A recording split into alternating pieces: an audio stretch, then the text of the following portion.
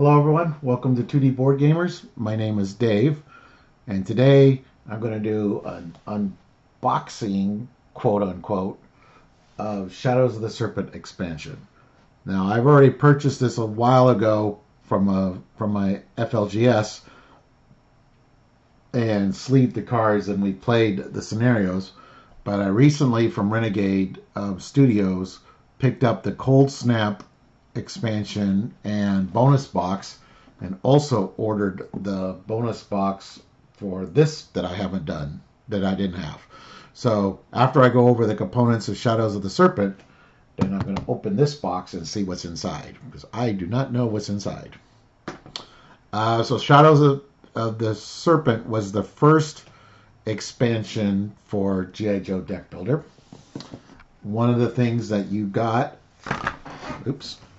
was this G.I. Joe headquarters. And look at the book to set it up here. I'll just set it up real quick.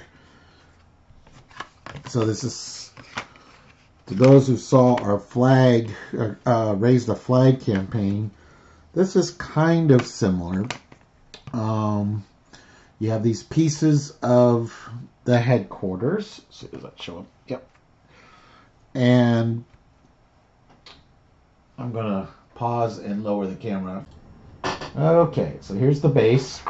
One of the things they have new to this expansion is they have what's called group purchase. So during a player's turn, other players may contribute to purchasing the card. So kind of like when you do a mission on someone else's turn, you use the recruit on someone else's turn and then you discard the card. So you would not get the benefit of the card.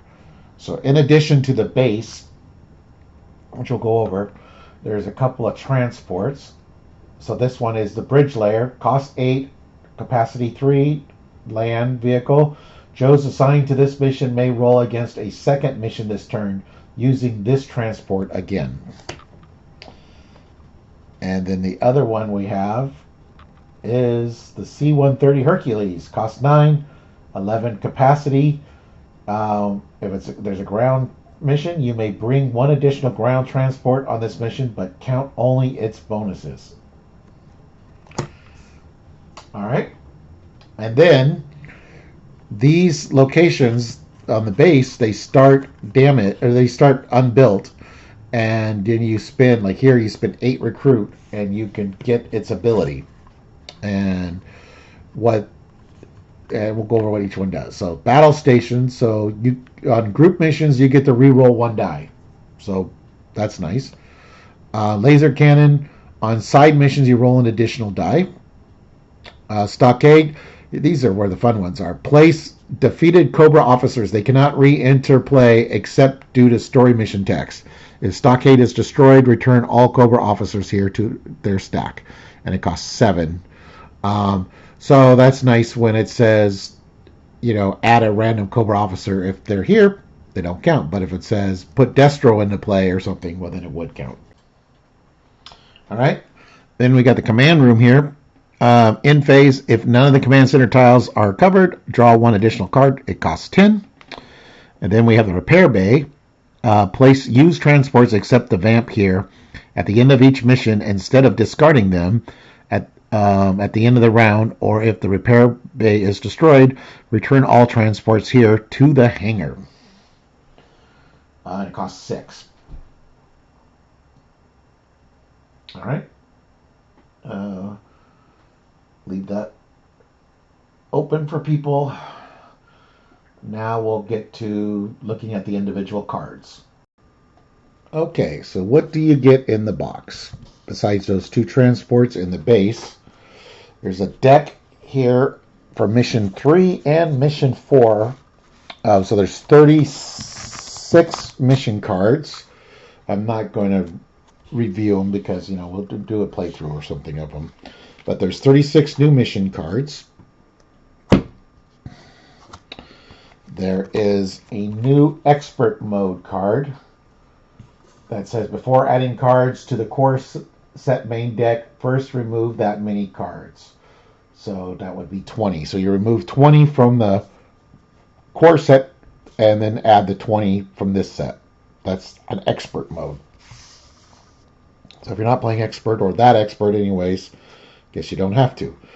Let's take a look at the 20 cards. So first we have Psych Out. He got 1 recruit, 3 tracker, put 1 Cobra Trooper from any player's discard pile into your play area. So it allows you to take on other people's Cobra Troopers.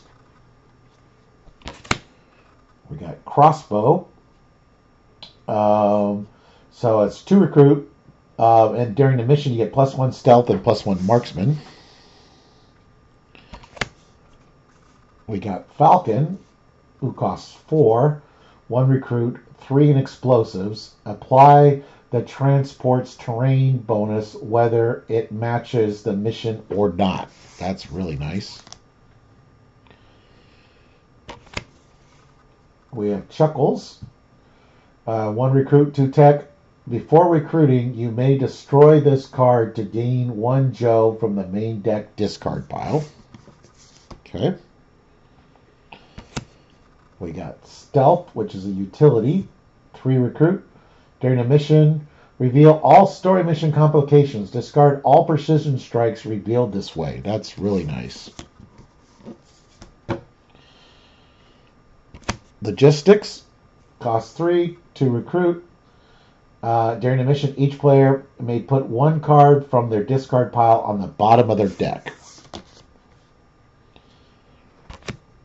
We have Ambush, who costs 4 to recruit, 3 in stealth. You may flip any player's side mission face down until the end of their next turn. Face down cards have no text. So it's a way to help when someone can't deal with a precision strike. Lifeline, he costs 5 to recruit, 3 in tech, 2 in martial arts. Each player may destroy 1 card in their hand. Oops.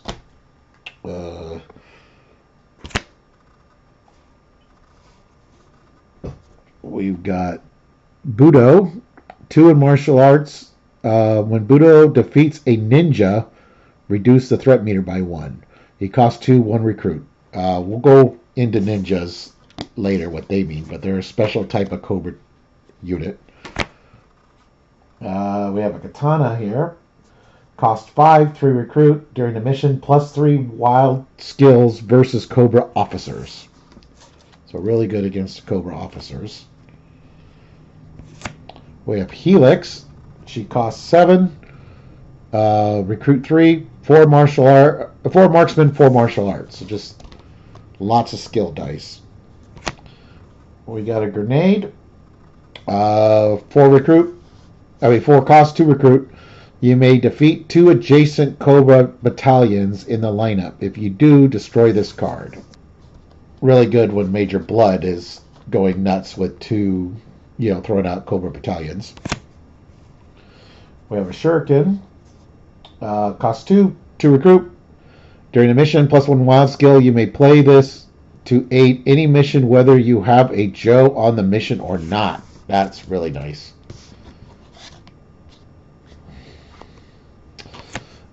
We have Bomb Strike. She costs 6 to recruit, +3 tech, +3 vehicles. Apply the transport's terrain bonus whether it matches the mission or not. Okay, I'm sure I'm going to butcher this name. Arashikage Training. That's what Snake Eyes has. Cost 4 to recruit. Each GI you play this turn has +2 wild skill and +2 recruit instead of its normal values. And then we have Repeater. Cost 2 to recruit. He just has 3 marksmen. We have Outback. He costs 5 to recruit, +3 recon, +2 explosives.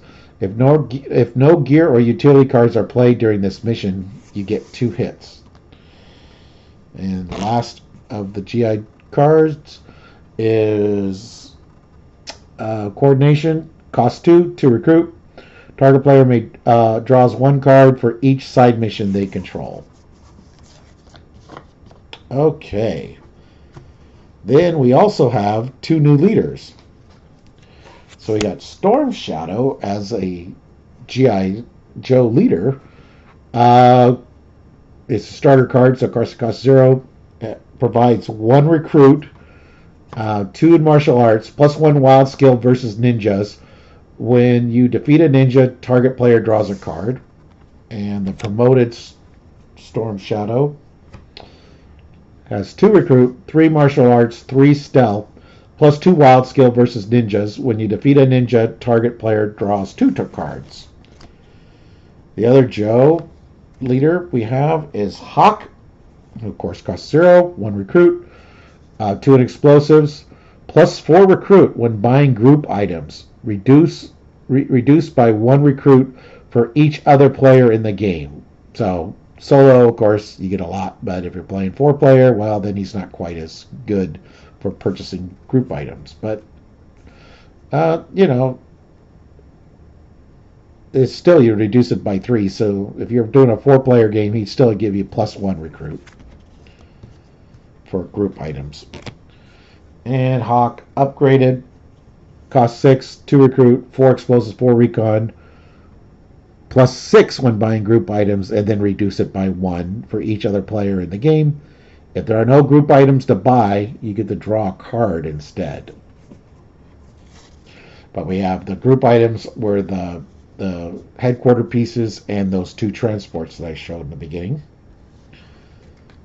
All right. Now we'll go to the Cobra side of things. So we have a new Cobra officer, Dr. Venom. So Dr. Venom is 4 tech.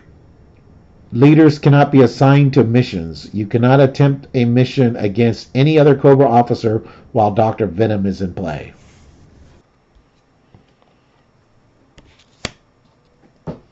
And then the main villain of the box is Serpent himself. It's 9 stealth and explosives. Each time you go on a mission against any other Cobra officer, draw a complication and add plus 2 wild skill to the mission. For each Cobra trooper under Serpentor, he has minus 1 difficulty. And Firefly, he's got 5 in martial arts. At the end of each round, if there are 3 or fewer ninjas in the command center, add 1 ninja to the command center. Then we have Cobra Trooper ninjas. We have 10 of them. Difficulty 3, any 1 skill. Players gain no benefit from covered tiles, so turns off the powers of the base. And if you control this card, at the end of your turn, the threat meter goes up by 1. So it works like a precision strike when you control it effectively. And then it works like a Cobra Battalion, but for the base. So the base abilities would be turned off. The complications. But put Firefly into play. Put 1 ninja in the command center. A player gains a ninja as a side mission. This one at the command center is not complete. Plus 2. So it's all regarding the command center and ninjas, pretty much, and the new Cobra leaders, of course. All right, I remove the shrink wrap. Looking at the back, it says 2 promo character cards and a punchboard G.I. Joe base backdrop.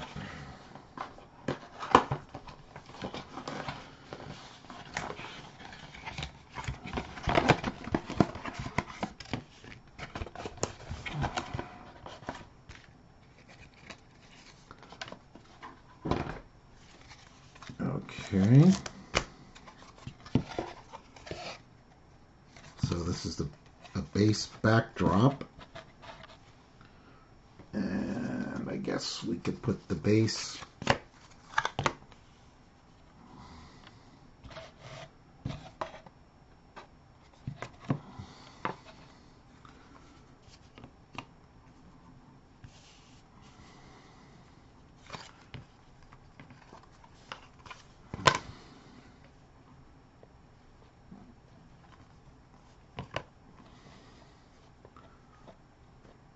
Okay.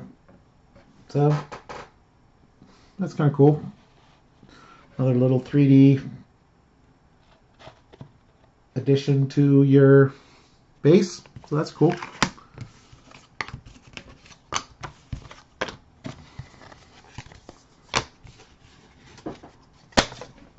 And we'll look at the promo cards. All right, so we have Solo Snake Eyes. He costs 5 to recruit, 4 wild. If there is another Joe on this mission, discard this card.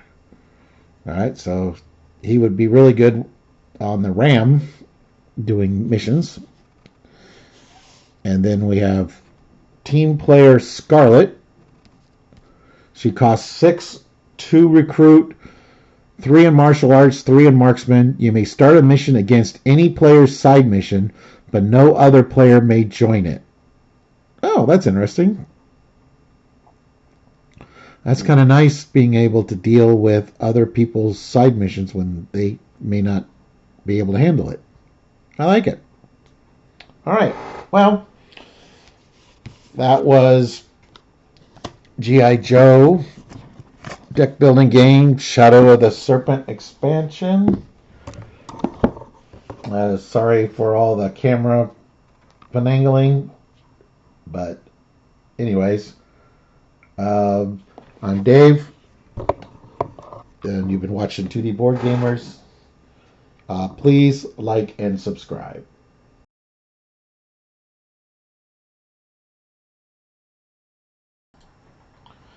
Hey everyone, if you like that, there's more videos. There should be one right about here. There should be one right about here. And you can subscribe down here. Thank you.